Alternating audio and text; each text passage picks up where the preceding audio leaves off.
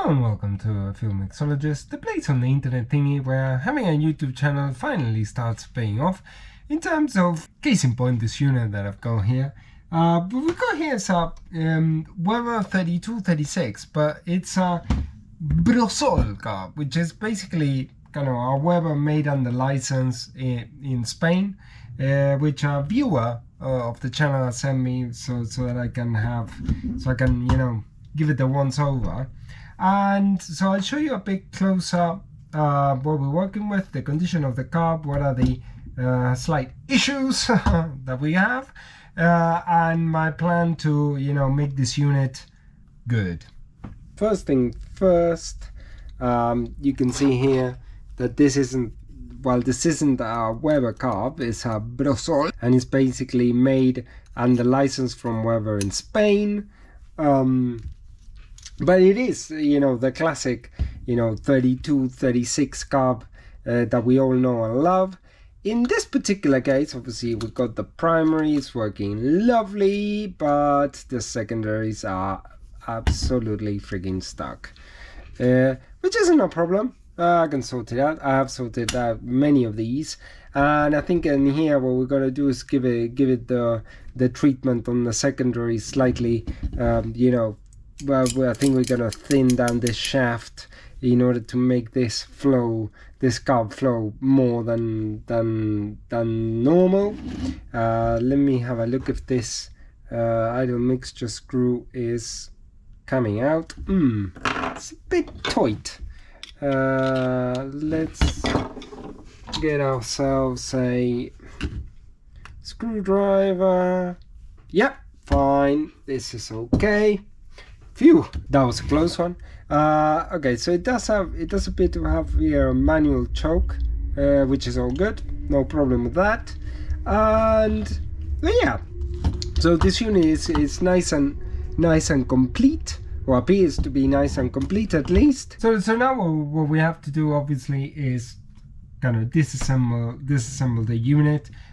Make sure that we try to kind of unseize the secondary shaft and commence the cleaning and maintenance process in general.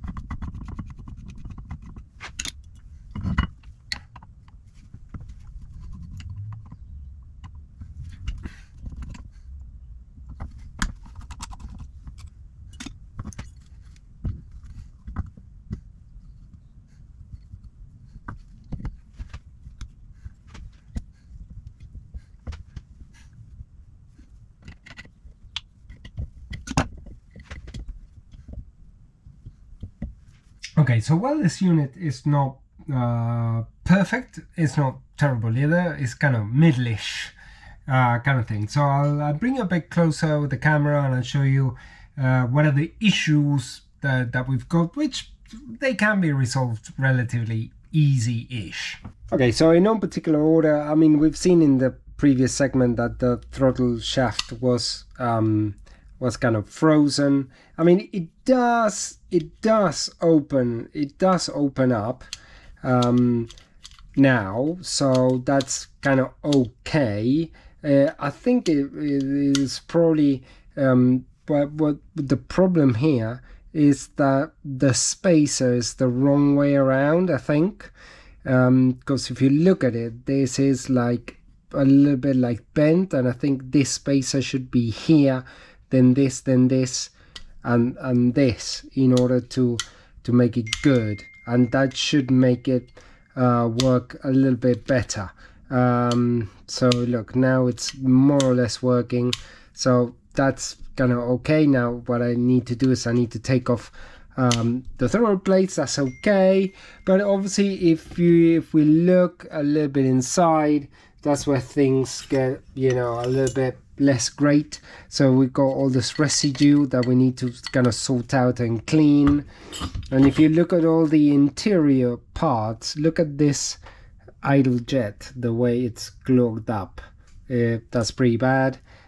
Same thing with the power valve, and this, all of these bits are completely perished and they need absolute renewing. This and this, the pump diaphragm. So but again, it's not that bad either. So it's, as I said, it's kind of middle-ish.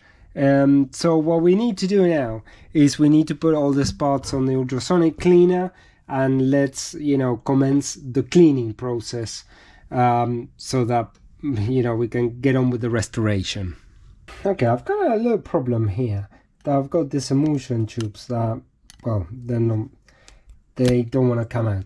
So I'm going to show you a little trick that I use, which is basically getting kind of a screw, and you just basically kind of try to screw it in until it screws in nice, and then what you do is you take a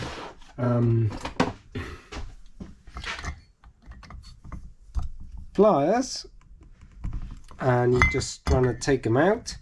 It might take a few goes. There we go. But you see, there you go, boom, sorted.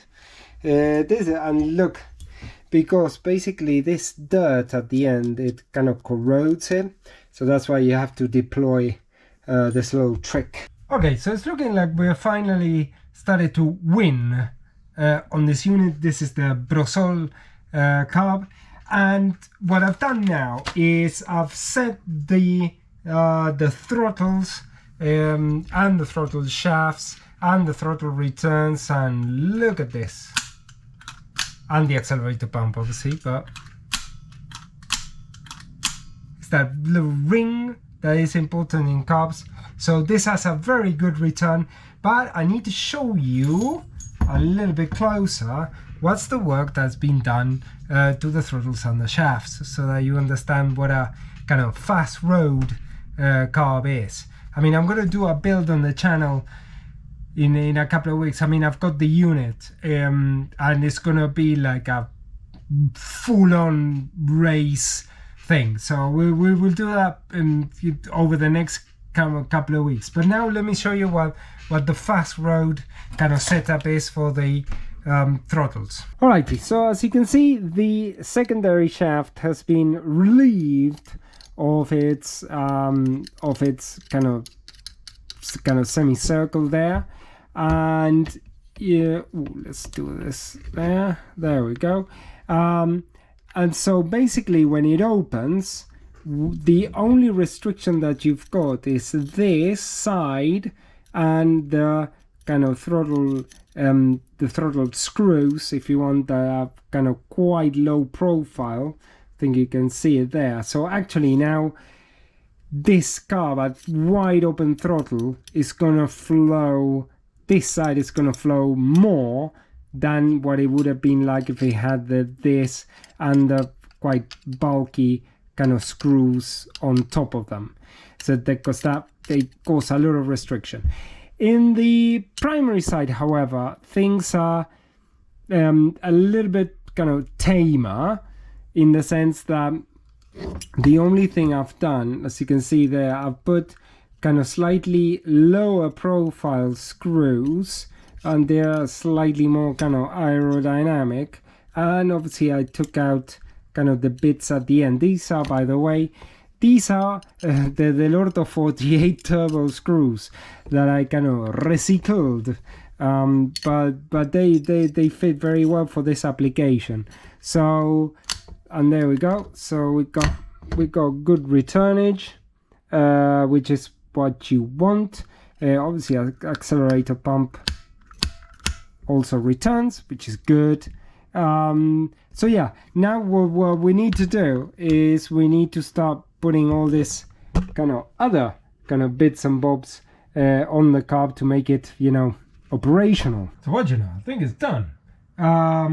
So one of the things I had to do is I had to kind of redo the choke. So you can see it's being kind of a little bit lazy in terms of going up and down, but it kind of works.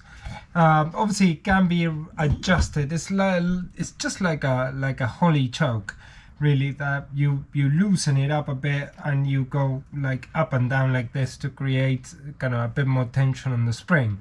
So I guess I'm gonna leave it up to the customer to find the adjustment that like kind of the car wants. But let me show you what what's the final state of the unit. I haven't done much with the choke itself. There's of cleaning and whatnot, but it was actually in good condition.